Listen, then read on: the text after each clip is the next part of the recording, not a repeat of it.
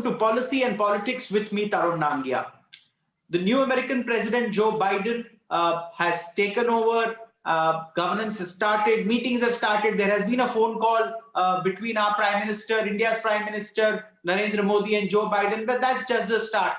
The big meat here is the trade deal that's going to happen between India and America, and it's been in the works for the past 3 years now. But there are other issues. What about H-1B visas and the like access for Indians? Because the lure of American jobs is big in India. We can't deny it, and that is why access. When you talk about access to labor, in a sense, Indian people being allowed to go and work, there is also a big thing. These are the things that we'll discuss today in the context of India-US relations in the Joe Biden era. So let us start. We have Ambassador Jayant Das Gupta with us. Sir has been India's ambassador to the World Trade Organization. So he's in the best position to share with us how the trade deals and the battles that come out of it are fought in the WTO. Because the oft-repeated Twitter thing was about Harley Davidson not getting access to India's markets. There could have been much bigger issues, but even that became a big issue. So, I mean, there was a big issue on solar panels and the access to solar panel market in India. That also was an issue. But we'll discuss all of this. Sir, thank you so much for joining us on Policy and Politics today. To start from the beginning, our Prime Minister Narendra Modi has interacted with Trump. They have had a sort of an equation, a relationship. The trade deal wasn't signed, but those talks continue. But what will change once Joe Biden has taken over as far as trade is concerned between these two democracies? The first thing which comes to mind is that this constant pressuring of trade partners by the US administration, particularly by President Trump and his USTR, Robert Lighthizer, was sometimes carried out in a non-diplomatic manner, which was not very pleasant for the other side. And India, of course, was not subjected to that on very many occasions, but there was language which was used in public fora by the two people I have just mentioned. So that is going to come down. It would be much more mellowed language and diplomatic language that would be used. The second thing is that President Trump had this problem about immigration, basically about people coming in from Latin America and Mexico. And so he had tightened the screws on all kinds of people coming in, even if they were coming in on an H-1B visa. So that, I think, to the extent that H-1B visa is granted to India, and India is the largest beneficiary of H-1B visas, that is likely to be much more liberal now in this era. The associated issue is that it was going to cost the American economy in terms of growth if they kept out talent coming in from outside who were skilled professionals. So Fortune 500 companies had also requested President Trump not to go ahead with his very tough guidelines on the grant of H-1B visas. Possibly President Biden will pay heed to that, and that will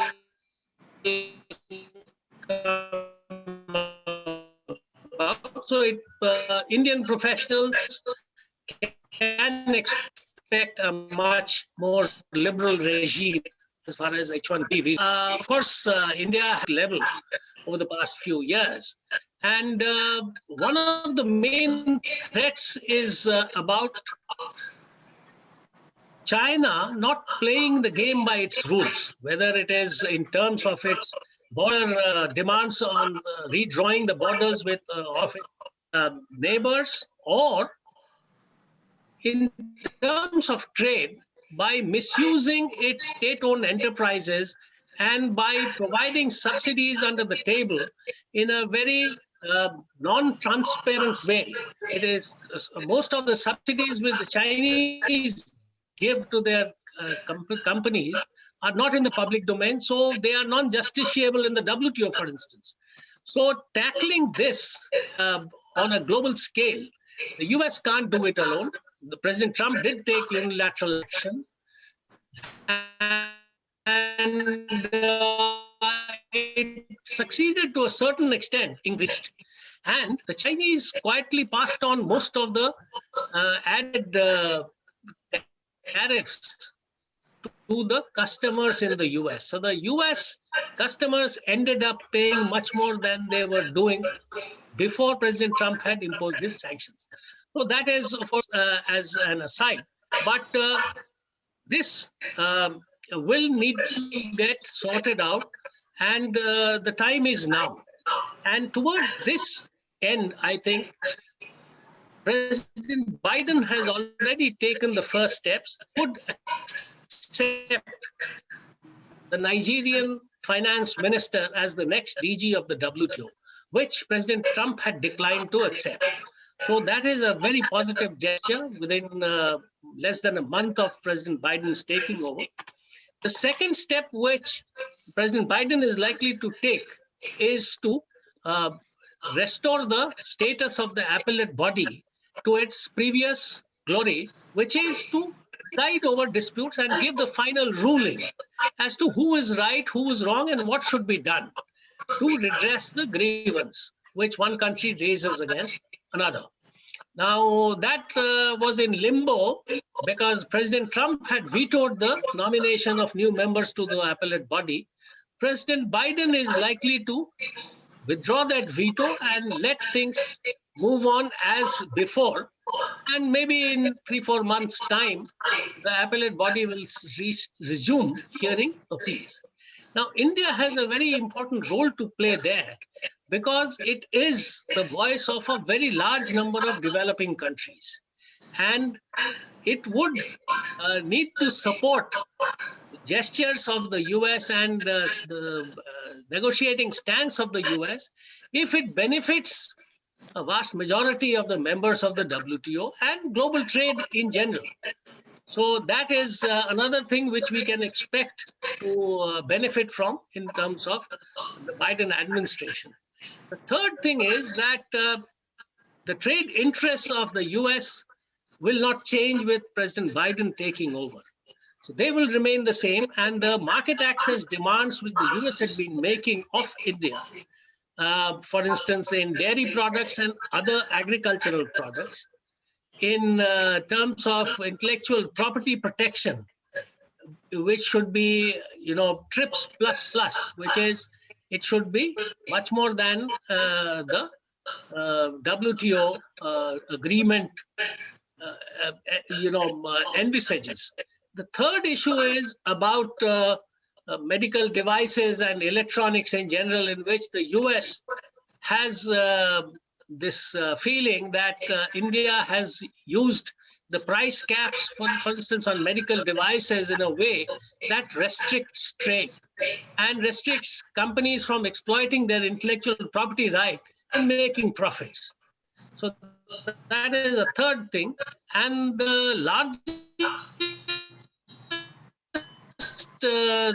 issue will border data flows, which, the large companies in this digital era, their bases in the US, and US companies, of course, for tax purposes, they may be registered in Ireland or some other country.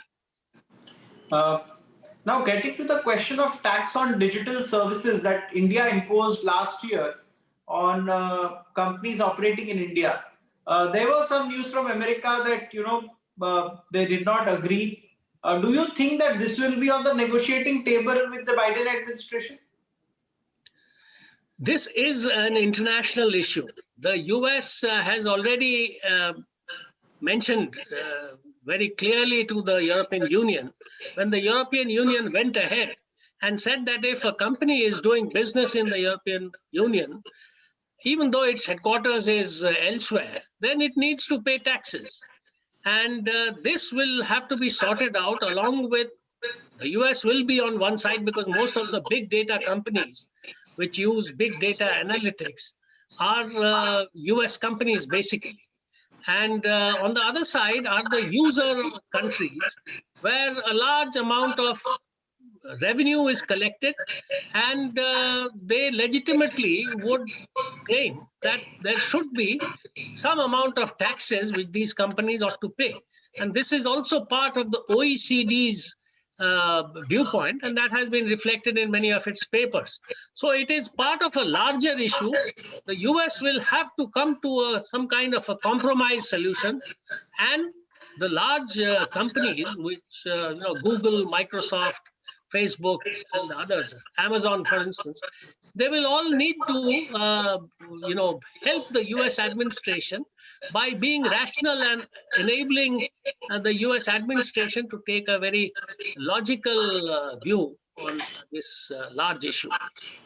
Do you think intellectual property rights will be an important issue to be discussed between the two countries? Given our data governance norms would dilute IPR in a sense, is what is being seen by companies abroad? I think the IPR issue is slightly different from the data governance issue, because the IPR context is what the US has been raising time and time again against the Chinese. That first, the Chinese would ask the US companies, or embrace them with open arms, please come with your investment and your technology. And then after a while, they would compel them to first divest and at the same time part with the intellectual property right or the technology. Now, this was one of the things which the President Trump administration had raised very vocally. So in case of India, we don't compel companies which are investing from abroad to part with their technologies. So to that extent, we are on a different footing from China altogether.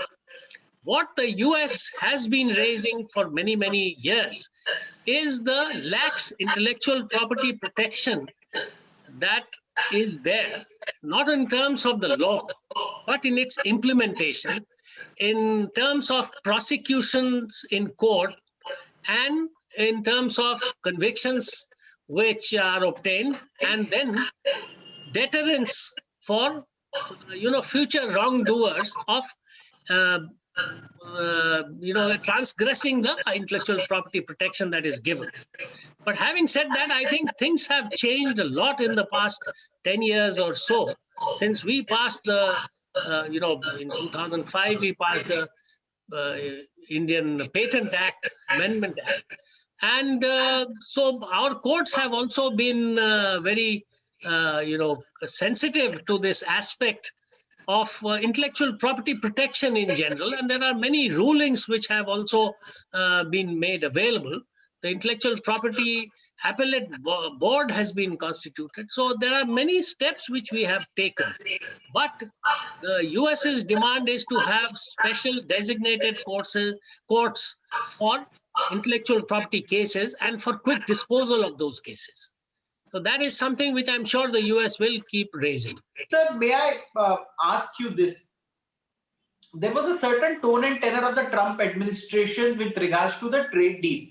Do you think the give and take becomes more easy because the Biden administration will be having a big geopolitical approach that, of course, India with a per capita income of about $2,500 can't be equal to a country with a per capita income of $50,000, say, with United States. Do you think their approach will be in consonance with the realities of India? That's a very important question. We really don't know the answer. But from the general pronouncements that President Biden has been making during his campaign and afterwards, it is quite clear that he has a much more empathetic view of the developing countries, of poorer nations, poorer people.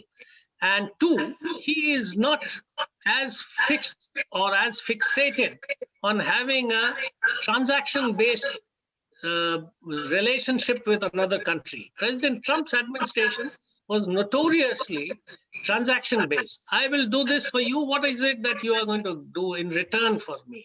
And then 2 months later, another issue crops up, and then he wants payments.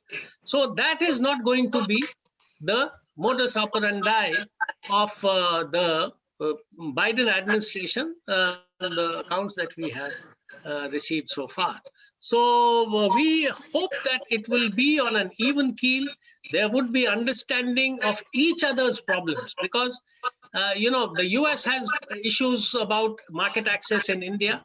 India also has certain issues with regard to market access in not only in trade and goods, but in services as well. So these will be taken up on a rational basis, and many of them would get solved, to the satisfaction of both sides. Some of them continue to linger. New issues will keep getting added to the list, and they will also need the attention of both the sides.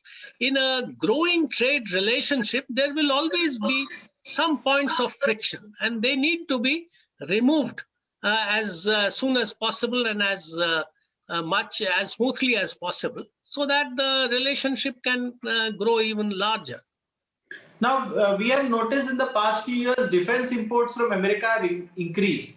Do you think for India, which has a huge surplus with America, defense will be the chip where India says that, okay, we enjoy a surplus with you, so we are procuring more on the defense products area, so that, there could be a certain kind of parity in the relationship? When the Americans talk about trade, defense deals do not figure in them. They are considered to be part of the strategic dialogue. So, but it basically is about placing orders and paying in for the goods that we receive. So that will definitely be a part of it. Our overall dialogue that, look here, we are not only importing $35 billion worth of goods on an average per year from you, but that excludes the defense equipment that we are buying from you. So you have to add that as well. So that would be, of course, part of the whole issue. And one of the things I may point out in this context is about the S-400 deal between India and Russia.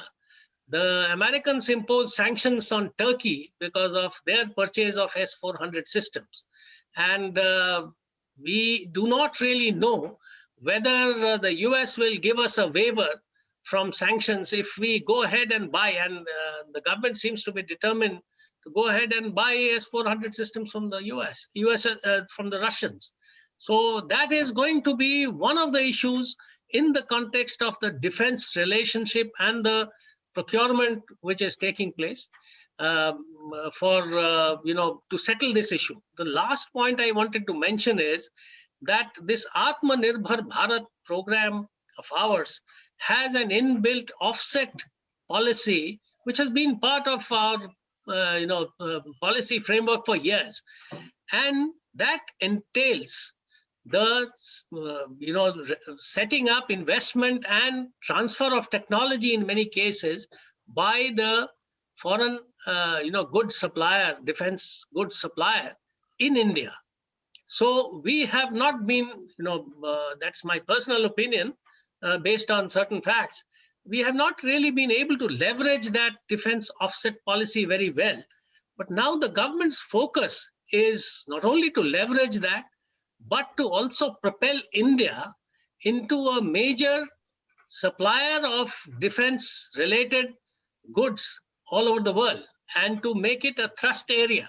So there could be a potential conflict of interest with the US on this, because basically no country or company would like to see competitors coming up, and especially backed by the government. So there could be conflict in that context also.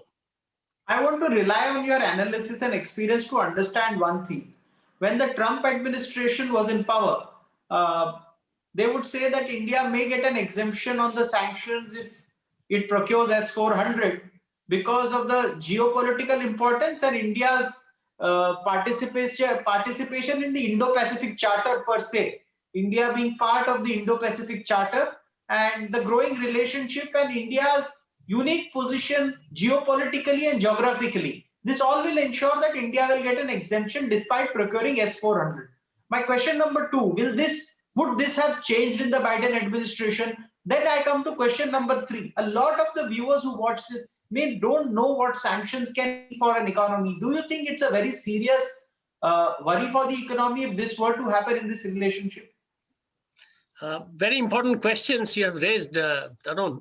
The first one is we don't really know what would be the attitude of President Biden, because from what we have heard from a spokesperson of the US Embassy in Delhi is that this matter has not been resolved or decided upon one way or the other. So it is still an open question, and it is open to India to place its views before the US that this deal needs to go through because of its perpetual conflicts with China and Pakistan. And it is important for us to procure this. The second issue is if the sanctions, suppose the US is not convinced by India's arguments and says that, no, we will go ahead with sanctions. Now, sanctions, if you recall, were imposed on India after the nuclear tests India conducted. And of course, at that, it depends on the strictness of the sanctions, on what kind of things the sanctions are issued. But we also have the recent example of Iran, which had crippling sanctions imposed on it because of the nuclear program. And so sanctions can impede progress a great deal. It can hamper the normal operations. Trade, for instance, can be hampered by putting sanctions on Indian banks which have foreign branches or which have dealings with foreign branches. So sanctions can have a very wide-ranging, impact, unless we know that it is going to be a very mild, on paper kind of sanction only. But the US is not in the habit of imposing that kind of sanction which does not bite. So we have to be very mindful of the adverse effects, severe adverse effects, which a sanction can have on India. Okay, so keeping this in mind, we're almost out of time, so we'll end this episode. But of course, I would like to discuss these issues with you a lot more, especially when our Commerce Minister has his first meeting with the US Trade Representative, whether online or offline, either of that. I would like to rely on your experience, and for our viewers, would like to invite you again for the show. But thank you so much for sharing your time with us today. Thank you. Thank you. Pleasure. Thank you, viewers, for joining us on this episode of Policy and Politics. Meet you next week. Thank you.